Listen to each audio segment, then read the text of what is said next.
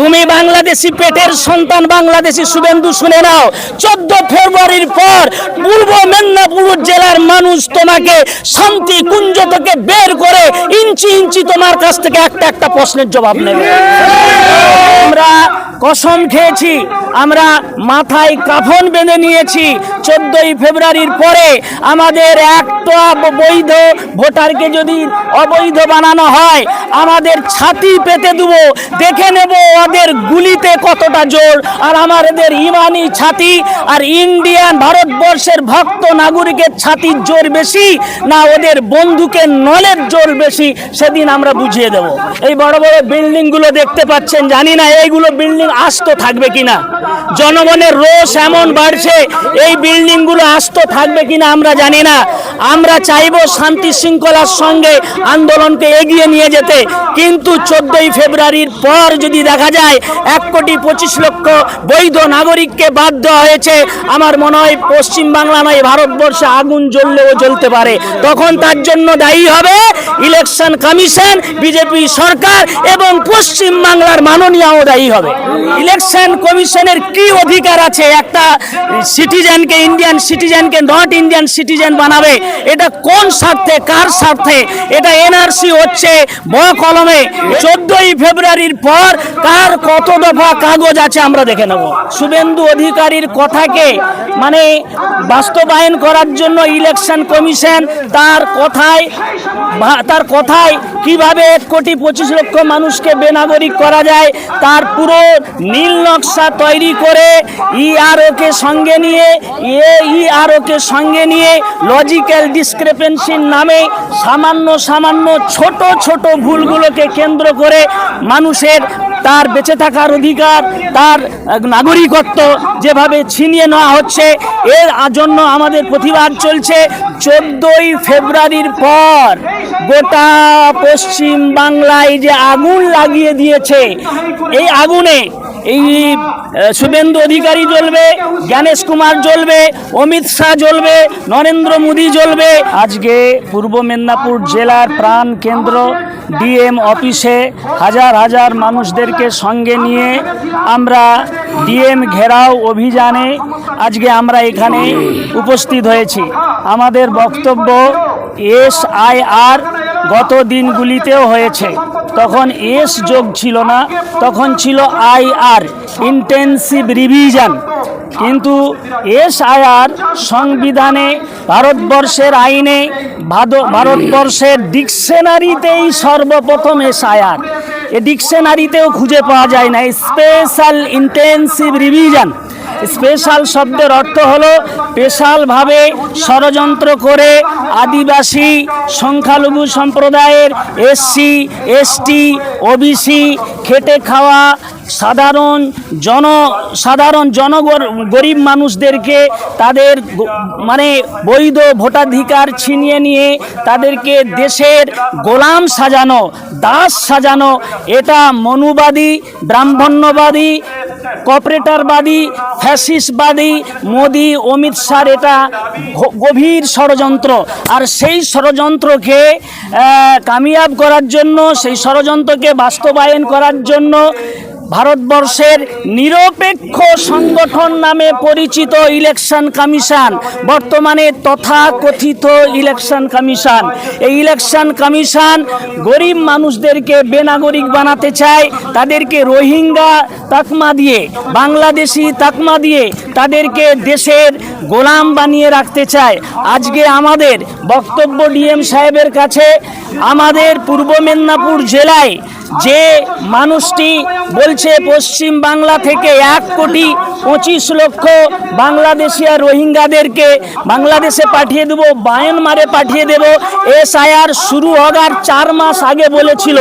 ঠিক শুভেন্দু অধিকারীর কথাকে মানে বাস্তবায়ন করার জন্য ইলেকশন কমিশন তার কথায় কিভাবে 1,25,00,000 মানুষকে বেনাগরিক করা যায় তার পুরো নীল নকশা তৈরি করে ইআরওকে সঙ্গে নিয়ে নিয়ে AERO-কে সঙ্গে নিয়ে লজিক্যাল ডিসক্রিপেন্সির নামে সামান্য ছোট ছোট ভুলগুলোকে কেন্দ্র করে মানুষের তার বেঁচে থাকার অধিকার, তার নাগরিকত্ব যেভাবে ছিনিয়ে নেওয়া হচ্ছে, এর জন্য আমাদের প্রতিবাদ চলছে।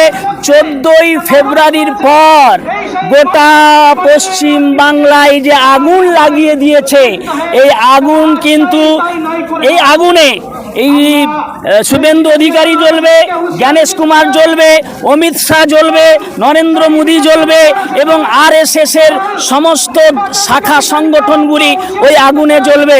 কেননা আমরা কসম খেয়েছি, আমরা মাথায় কাফন বেঁধে নিয়েছি, 14ই ফেব্রুয়ারির পরে আমাদের একটা বৈধ ভোটারকে যদি অবৈধ বানানো হয়, আমাদের ছাতি পেতে দেবো, দেখে নেব ওদের গুলিতে কতটা জোর।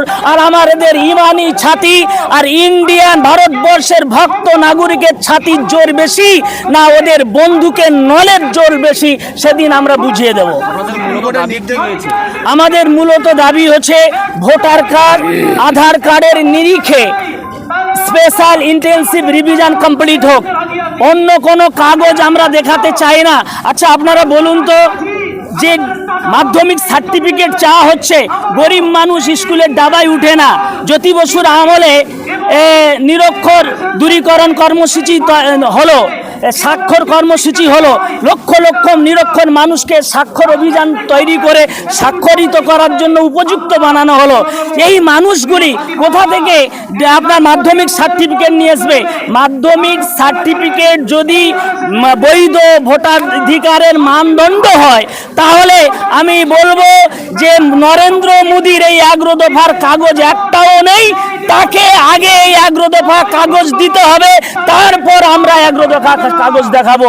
অমিত শাহ, নরেন্দ্র মোদী, শুভেন্দু অধিকারী, সমস্ত সুপ্রিম কোর্টের আইনজীবী, BDO, SDO, আপনার DM সবাইকে এবং আপনার আর্মি, BSF এর যত মানে সংগঠন আছে ভারতবর্ষের, আপনার নিরপেক্ষ সংগঠন আছে, CBI, NIA, ED, আপনার CID, এদের সমস্ত লোকগুলোকে সার্টিফিকেট দেখাতে হবে, 11 দফা কাগজ দেখাতে হবে, তারপরে ভারতবর্ষের 140 কোটি জনগণের কাছে তারপরে 11 দফা কাগজ চাবার অধিকার আছে, তার আগে 11 দফা কাগজ চাবার কোনো অধিকার নেই।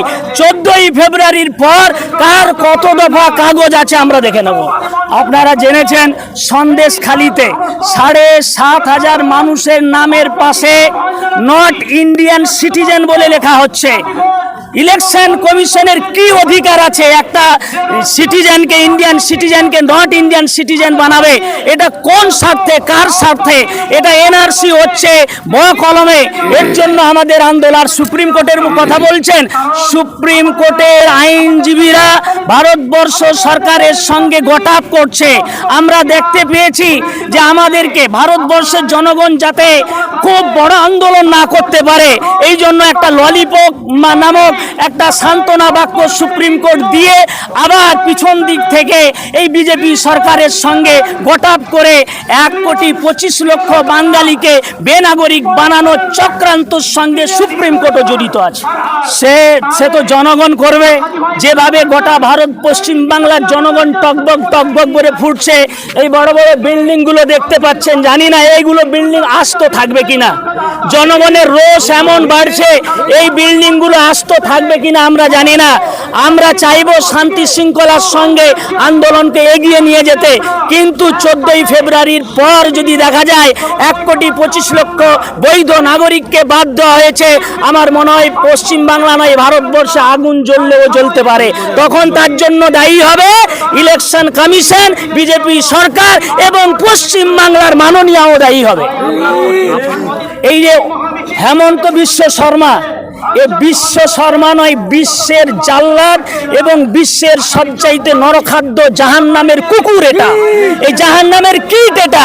এই জাহান্নামের কীট হেমন্ত বিশ্ব শর্মাকে অনুসরণ করছে শুভেন্দু অধিকারী। শুভেন্দু অধিকারী মনে করছে হেমন্ত বিশ্ব শর্মার মতো আমিও মুসলমানদেরকে গালি দিয়ে এদেরকে লুঙ্গি বাহিনী বানিয়ে এদেরকে জিহাদি বানিয়ে পশ্চিম বাংলার মুখ্যমন্ত্রী হব। সে গুড়ে বালি। তুমি বাংলাদেশি পেটের সন্তান বাংলাদেশি শুভেন্দু, শুনে নাও, 14 ফেব্রুয়ারির পর পূর্ব মেদিনীপুর জেলার মানুষ তোমাকে শান্তি কুঞ্জ থেকে বের করে ইঞ্চি ইঞ্চি তোমার কাছ থেকে একটা একটা প্রশ্নের জবাব নেবে। প্রশ্নের জবাব নেবে। পূর্ব মেদিনীপুর জেলার মানুষ, পূর্ব মেদিনীপুর জেলা এটা শান্তির জন্য এই জেলার মাটি উর্বর, এই জেলার মাটি সম্প্রীতির জন্য উর্বর। শুভেন্দু অধিকারীর এই সাম্প্রদায়িকতার জন্য উর্বর নয়। 14 ফেব্রুয়ারির পর চোখে চোখ রেগে চোখে আঙুল দিয়ে কথা বলবে সংখ্যালঘু সম্প্রদায়ের মানুষ। ইনশাআল্লাহ।